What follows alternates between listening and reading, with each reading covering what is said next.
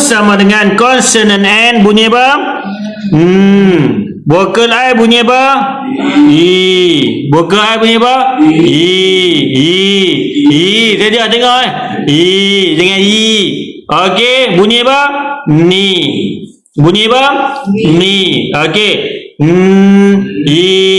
Ni. 1 2 3. Ni. Sekali lagi 1 2 3. Macam cerita apa pendekar bujang lapuk tu no. Pergi belajar balik. Ni bunyi apa Pak Bu? Pak Bu lah otak tu. Dia buat macam tak nampak. Tak nampak lah. Duduklah Pak Bu, duduk. Okey, baik. Ni. Okey, Z sama dengan konsonan. Z sama dengan konsonan Z. Bunyi apa?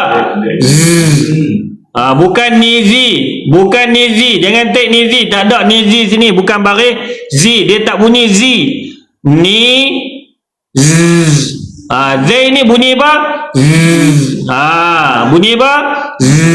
Bunyi apa? Bunyi apa? Bunyi apa? Okey, kita gabungkan.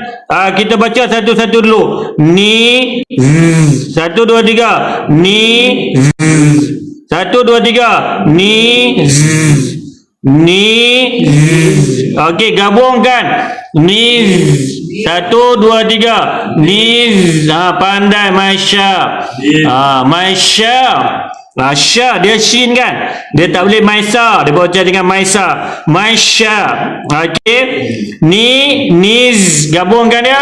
Niz. 1 2 3. Niz. 1 2 3. Niz.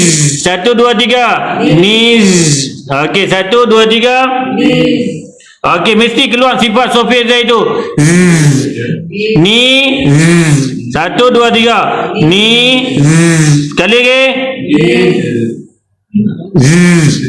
Ni gigit. Okey, niz.